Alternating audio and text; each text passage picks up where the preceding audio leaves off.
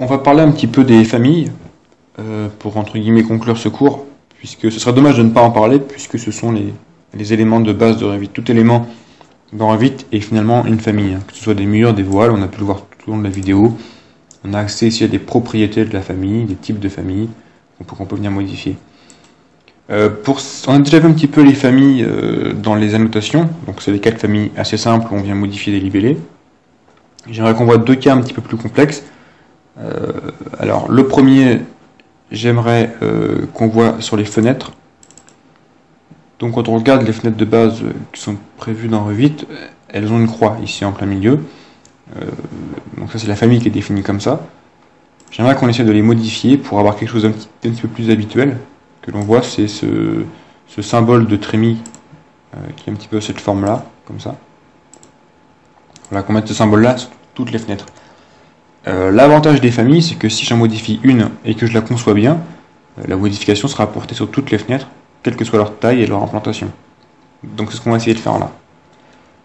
Alors toute famille peut être modifiée à l'aide du bouton modifier la famille ici. Alors toute famille, pas toutes les familles. Il y a quelques familles qui sont un peu particulières, qui s'appellent les familles système, et qui ne sont pas modifiables du tout. C'est par exemple comme les dalles ou les murs, ce sont les familles système. Quand je sélectionne un mur, j'ai pas accès à cet outil modification de famille. Toutes les familles qui ne sont pas système sont donc modifiables. C'est le cas des fenêtres. Donc je viens ici modifier la famille. Je clique dessus et je rentre finalement dans un nouveau projet. Un petit peu comme dans AutoCAD quand on édite un bloc. Voilà, je tombe dans la famille fenêtre, dans ma famille fenêtre particulière. Donc on voit que finalement on a un morceau de mur type, ce qu'on appelle un mur générique. Donc c'est un échantillon de mur dans lequel on vient créer la fenêtre. Voilà comment c'est créé une famille.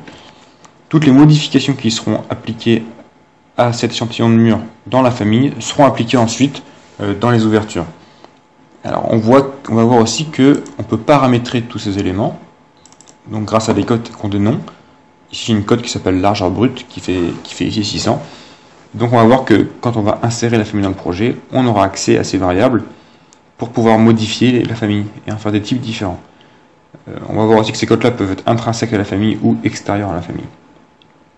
Si je vais voir autre part, on voit aussi ici également qu'on peut mettre des codes d'égalité qui nous permettent de centrer par exemple la fenêtre par rapport à un plan de référence. On verra tout ça plus tard, dans la deuxième famille qu'on étudiera.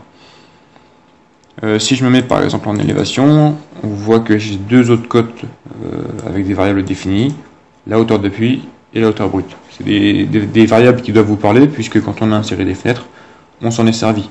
Donc quand on a inséré les familles, c'était par rapport à ces codes-là qui étaient définis à l'intérieur. On voit aussi que sur cette vue-là, j'ai ma fameuse croix qui ne m'intéresse pas. On voit que toute la fenêtre est définie par rapport à 4 plans de référence, et finalement elle est accrochée. Finalement c'est un négatif qui est dans un mur, qui est accroché par rapport à des plans de référence, qui sont eux cotés grâce à des variables. Donc je vais supprimer ces traits-là pour pouvoir les remplacer par quelque chose qui m'intéresse un petit peu plus. Donc je les supprime. Alors si jamais je veux faire donc mon symbole de trémie, je pourrais tout simplement faire une ligne comme ça, c'est quelque chose qui fonctionnerait, il suffira que je la verrouille après. Mais on va pas faire ça, on va compliquer un petit peu la chose, puisqu'on a déjà une famille de symboles d'ouverture de trémie qui existe. Donc on va venir la charger, donc on va charger une famille dans une famille, c'est quelque chose qui peut être assez courant. C'est un jeu de Lego, on vient embriquer les éléments les uns sur les autres, comme ça. Donc je vais charger une famille dans cette famille, insérer, charger famille, et donc dans les dossiers de base de Revit, dans annotation, structure, dans la version 2015 c'est tout en bas, on a un symbole d'ouverture de cache. C'est une famille Revit qui est créée donc, dans le dossier de base, qui est une famille d'annotation, donc en 2D. On l'ouvre. Alors rien ne se passe, mais en fait si, ça a été inséré directement ici dans l'arborescence du projet, dans les familles. Et si je vais dans l'élément de détail, ici j'ai bien mon symbole d'ouverture de cache. Alors quand on fait pour l'insérer, je vais simplement le glisser-déposer ici. Voilà. Alors moi là ça marche tout de suite parce qu'il m'a trouvé un plan. Des fois il affiche un petit message, veuillez sélectionner un plan de référence. Donc il suffit de sélectionner ici le mur. Ça fonctionne très bien. D'accord, ce qu'il vous demande. Donc voilà une nouvelle famille que je viens de charger dans ma famille, une famille d'annotation. On voit que comme toute famille qui n'est pas système, on peut aussi la modifier. Donc on peut aller voir comment est-ce qu'elle est constituée, cette famille-là. Je la modifie. Et donc on voit que c'est bien une famille 2D. J'ai qu'une seule vue, c'est la vue de niveau de référence. Je ne peux pas la regarder de côté, il n'y a pas de coupe. C'est juste un élément 2D. Il est constitué ici d'une zone remplie en gris. Donc on peut modifier les limites, on voit que c'est fait à partir de traits invisibles. Voilà, je valide. Donc en fait c'est des imbrications d'éléments simples qui mènent à ça. Et ici j'ai des lignes. Et j'ai ici deux petits symboles d'inversion. On va voir à quoi ils servent. Alors je ne vais pas la charger, c'était juste pour vous montrer comment elle était constituée. Je la ferme sans sauvegarder. Donc cette ouverture de cage, grâce au petit symbole d'inversion, ici je vais pouvoir inverser le côté de représentation de la trémie. Voilà. Et je vais donc tâcher de la mettre sur mon ouverture. Alors pour ça, comment faire? Je vois que j'ai des petites poignées ici qui me permettent de modifier, d'étirer mon élément. Ce que je vais faire, donc je peux l'étirer n'importe où. Je vais l'étirer jusqu'en haut de ma fenêtre, ici, jusqu'à mon plan de référence. On voit que là il s'active en bleu, le plan de référence. Une fois que c'est fait, il me propose un petit cadenas, c'est-à-dire verrouiller ce bord de symbole de trémie sur mon niveau de référence. Donc je vais le verrouiller. Ce qui veut dire maintenant que quand je vais déplacer ce niveau de référence ici, je peux le déplacer à la main, on voit que ça suit aussi automatiquement. Alors une manière de déplacer aussi ça de façon un peu plus propre, c'est de modifier cette cote-là. Si elle n'était pas à 1200 mais à 1300, hop, on voit que ça suit automatiquement. Donc je vais faire la même chose de tous les côtés pour verrouiller mon symbole sur ma fenêtre. J'oublie pas à chaque fois le petit cadenas. Si je verrouille pas mon petit cadenas, quand je vais déplacer mon plan de référence, ça ne va pas suivre automatiquement. Et donc je le fais pour chaque côté. Voilà, donc maintenant ce symbole est verrouillé par rapport à tous les côtés, tous les plans de référence. Maintenant que j'ai fini ça, je peux enregistrer ma fenêtre sous un nouveau nom par exemple, faire fichier, enregistrer sous, famille, et ça me permettrait de la sauvegarder dans un répertoire personnel par exemple. Alors pour l'exemple, je vais garder le même nom. Pourquoi? Parce que quand je vais charger dans mon projet, je veux que cette fenêtre-là remplace l'ancienne, qui a le même nom. Donc je vais charger dans mon projet. Et voilà, il me demande, il voit que c'est le même nom. Il dit ça existe déjà. Donc il me demande, est-ce que je la remplace? Et là je vais lui dire oui. Et donc il va remplacer automatiquement toutes mes familles par celles qui ont été insérées. Alors après, selon le sens d'insertion des fenêtres, on voit que le symbole n'est pas dans le même sens. Mais globalement, il a tout modifié, peu importe la hauteur, la taille et l'emplacement des fenêtres. Donc voilà une première utilisation des familles, modification de famille. Donc on voit que c'est quand même assez modulable, on peut faire un petit peu ce qu'on veut dans les familles. Mais là, on reste dans de la famille d'annotation. J'aimerais qu'on fasse une famille complète ensemble, pour qu'on pousse un petit peu la chose plus loin, même si ça va rester un petit peu basique. J'aimerais qu'on voit ensemble comment faire un décaissé dans une dalle. Alors on pourrait tenter d'utiliser des techniques qu'on connaît déjà, qui sont les symboles de cage ici, ou verticale. Le problème c'est que si vous faites une ouverture verticale, elle va être toute hauteur, elle va traverser complètement la dalle, vous ne pourrez pas l'arrêter à mi-dalle pour faire simplement un décaissé. Si vous faites une cage pareille, vous pouvez essayer de mettre la cage à mi-hauteur ou quoi, elle traversera complètement ou pas, et il n'y aura pas de demi-mesure. Donc finalement, la seule solution intéressante pour faire des décaissés dans les dalles, ça va être de créer une famille. Alors j'aimerais qu'on le fasse ensemble. Là on va faire une famille complète de A à Z. Comment faire? On a dit qu'il fallait qu'on utilise un élément hôte. Ça veut dire quoi? C'est que quand j'insère une famille, elle vient se greffer dessus. Donc il y a plusieurs types de familles, on va le voir. Il y a des familles qui sont autonomes, comme si je mettais une table. Une table c'est autonome, ça n'a besoin de rien pour fonctionner. Et je pourrais insérer une table.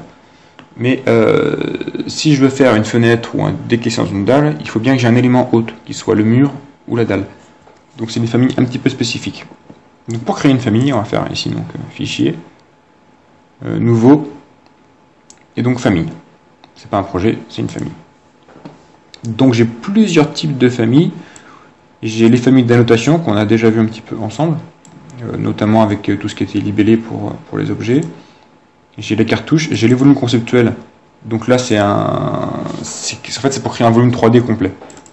Donc si je voulais créer une table, je pourrais par exemple la créer par ici.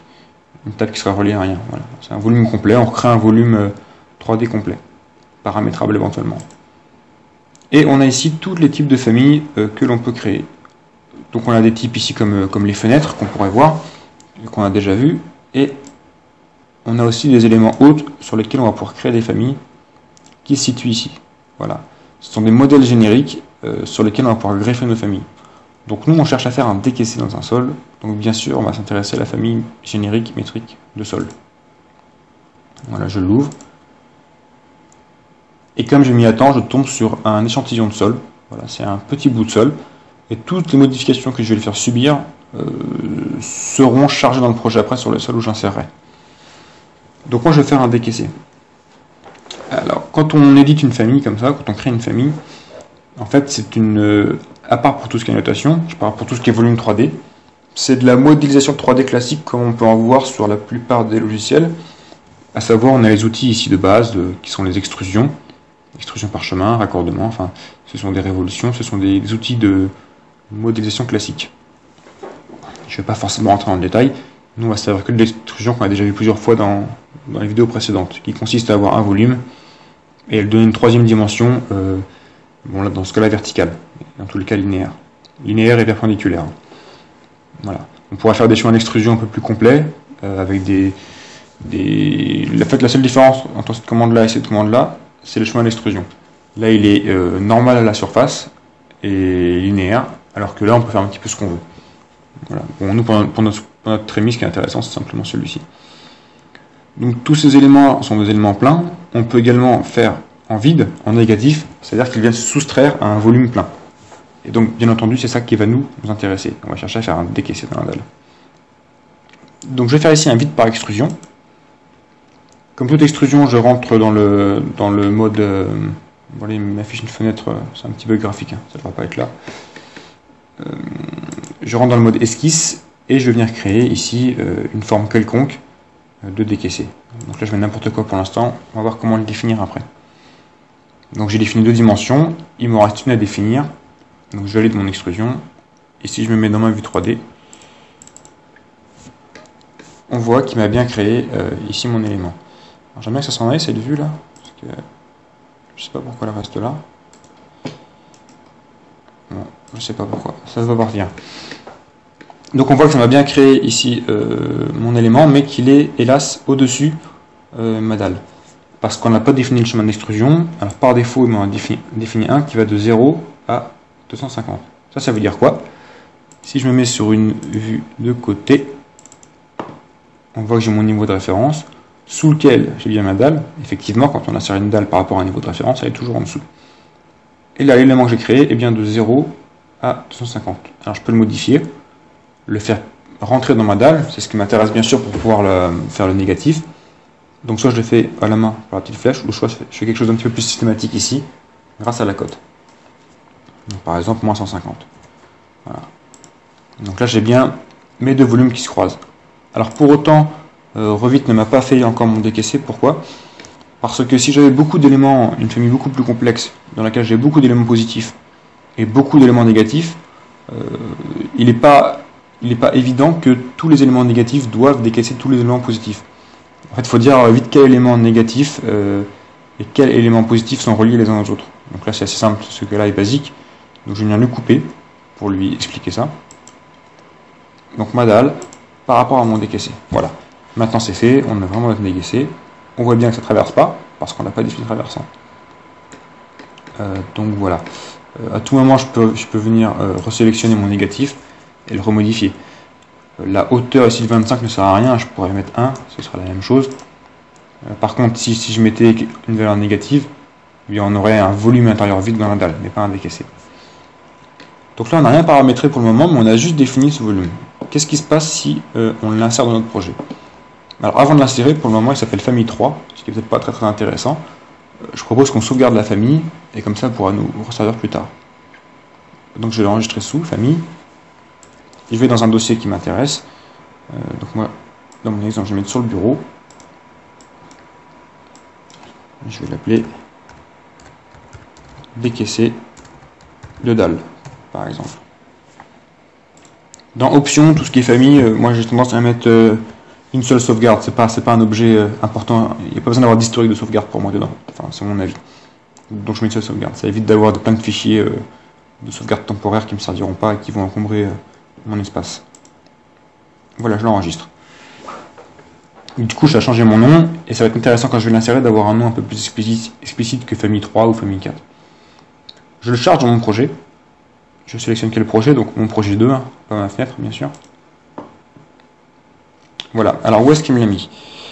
Donc si je vais sur une vue 3D, ici, il a dû me l'insérer, il me l'a inséré comme dans mon arborescence, donc dans mes familles. Alors, est-ce que ça va être dans mur? A priori non.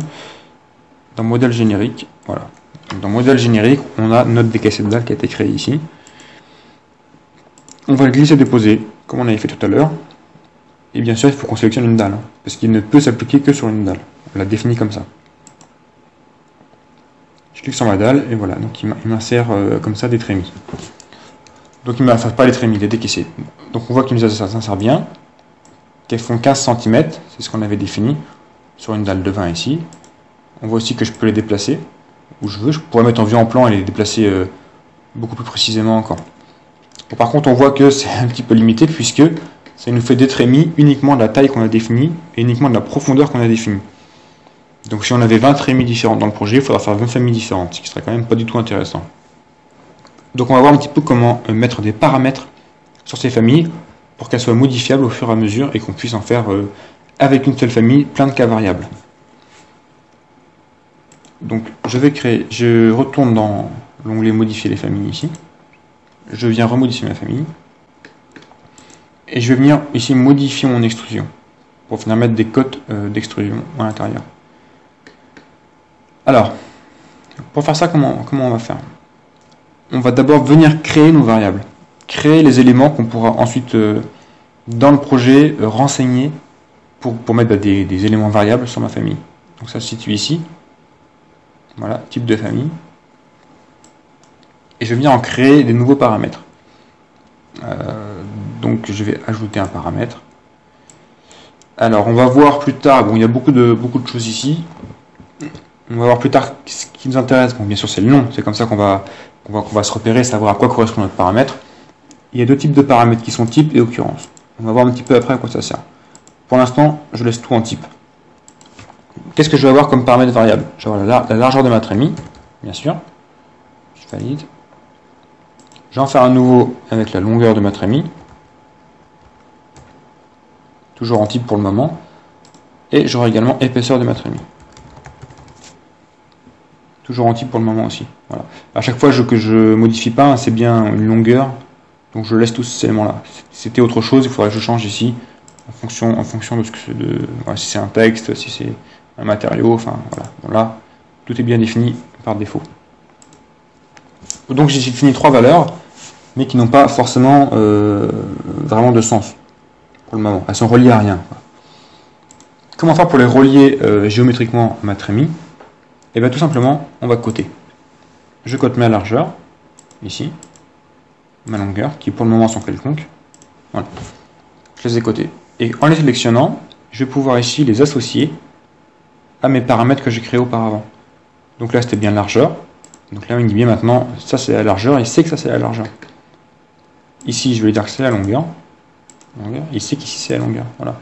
Et si dans mes paramètres, je viens changer ces valeurs ici, si je mets 1000 par 1000, maintenant il est capable tout seul de venir changer ma trémie. On voit ici qu'il a bien changé. Et si je valide, et que je repasse en 3D, on voit qu'ici ma trémie c'est bien 1000 par 1000. Et je peux de nouveau remodifier ici ces paramètres, et lui dire non, en fait c'est 1500 par 1500. Voilà. Alors par contre on voit que j'ai un petit problème avec l'insertion, c'est-à-dire qu'on ne sait pas trop d'où à où se modifient les cotes. Donc il faudra qu'on verrouille un petit peu cette trémie par rapport à nos plans de référence. Donc on voit que nos plans de référence sont eux ici. Alors je vais passer sur la vue en plan plutôt. Voilà. Alors l'idée ça va être de la verrouiller par rapport à ces éléments-là. Alors je retourne dans mon mode d'extrusion. Et je vais essayer de la verrouiller, donc l'axe de la trémie, par rapport à l'axe de référence. Pour ça, comment faire? Je vais créer deux nouvelles cotes. Une ici et là. Voilà. Et je vais venir lui dire que ces deux cotes que je viens de créer, qui sont sélectionnées, sont équivalentes, égales. Et donc on voit qu'il me met la même cote entre la gauche et la droite. Je viens verrouiller ces valeurs-là. Et maintenant je suis sûr que quand j'insérerai une trémie, ce sera toujours par rapport à son centre. Je fais pareil dans l'autre sens, ici et là. Hop. Égal. Et je verrouille mes cotes. Voilà, maintenant peu importe la taille de ma trémie, elle sera toujours centrée par rapport à cet élément-là. Voilà. Je valide mon extrusion. Il nous reste encore l'épaisseur à définir. On va la définir sur une autre vue. Par exemple la verrière, on va pouvoir la définir ici. Donc comment je vais faire? Je vais faire une cote pareille. Alors par contre, je vais mettre sur la vue 3D. Est-ce que j'ai bien activé mon élément? Voilà, je vais mettre un peu plus haut pour bien voir ce que je fais. 250. Ah oui, non, d'accord. Je sais pourquoi ça marche pas ce que je veux faire. Cet élément-là, cette hauteur, finalement, elle est définie par rapport à quoi? Je vais réussir à le sélectionner, voilà. Elle a été définie donc ici par deux variables, une de début d'extrusion, une de fin d'extrusion. On avait dit que la fin d'extrusion nous importait peu, on peut mettre 1 à la limite, ça n'a pas beaucoup d'influence. Par contre, le début d'extrusion, c'est lui qui va nous définir l'épaisseur. Donc on va pouvoir associer directement, plutôt de côté sur le projet, l'épaisseur à ce début d'extrusion. Grâce à ce petit bouton qu'on voit ici, tout au bout il y a un petit bouton là, associé au paramètre de famille. Donc on va venir lui associer un paramètre d'épaisseur. Ici j'ai tous mes paramètres que j'ai définis et je prends l'épaisseur. Voilà. Alors pour le moment mon épaisseur a été définie à 0. Si je viens la définir à moins 150, voilà, on voit que ça fonctionne bien. Donc là maintenant toute ma famille est paramétrable. Donc je vais pouvoir la recharger dans mon projet et voir ce qui se passe. Donc la charge, je n'ai pas changé le nom, donc il va essayer de la remplacer. Projet 2. Il me demande si je veux le remplacer, je mets oui. Et quand je sélectionne désormais une trémie, eh bien, bon, comme on a sélectionné type dans la famille, qu'est-ce que ça veut dire? Ça veut dire que pour modifier les codes de la trémie, il va falloir modifier le type de famille. Donc je vais la modifier, ici par exemple, j'ai déjà créé un nouveau type, donc là j'ai ma famille des cassettes dalles, je vais créer un nouveau type que je vais renommer, que je vais appeler, par exemple, 150 par 150. Bon, là je suis en millimètres, mais par 150 par donc 15. Je vais ici donc ranger mes composants, c'est bon.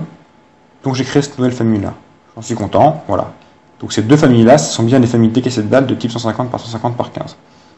Si je veux créer une nouvelle famille de décaissés, je peux le dupliquer. Donc là on commence à revenir dans des choses qu'on connaît déjà. Là on a créé la famille et là maintenant on l'utilise. Et je vais créer une nouvelle famille qui elle va faire plutôt 300 par 150 par 10. Voilà, je viens donc modifier ici mes valeurs par moins 0,10. Voilà. Ok, donc là j'ai créé une nouvelle famille ici. Et à tout moment, je peux venir la ramener vers l'ancien type de famille ici. Donc voilà, donc là maintenant on arrive dans les applications de famille habituelles.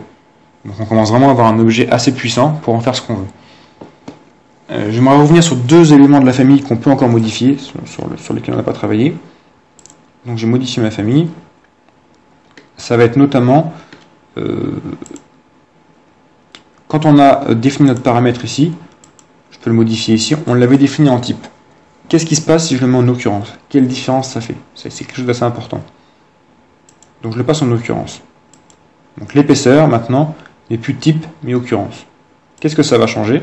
Je charge dans mon projet. Je remplace la version. Si je retourne dans ma famille, on voit que le paramètre épaisseur n'est plus intrinsèque à la famille. Il n'existe plus ici. Par contre, on voit qu'il est à l'extérieur ici. On voit. Donc là, j'ai deux familles maintenant qui sont les mêmes, qui s'appellent bien 150 par 150 par 15, que je vais d'ailleurs renommer, puisque ça n'a plus de sens. Vous allez voir pourquoi. Donc modifier, renommer. Je vais enlever le par 15. Et je vais mettre par variable, par exemple.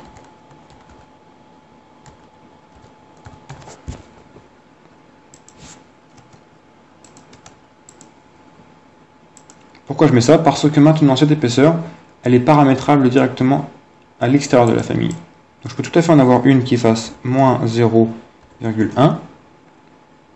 Et l'autre famille qui a exactement le même nom ici, il va faire moins 0,02 par exemple. Donc quand on choisit occurrence, en fait, ça nous permet d'avoir des cotes qui dans les mêmes familles sont différentes. On vient régler les paramètres à l'extérieur de la famille. Donc on peut avoir des éléments, des types de familles avec certaines variables qui sont différentes entre eux.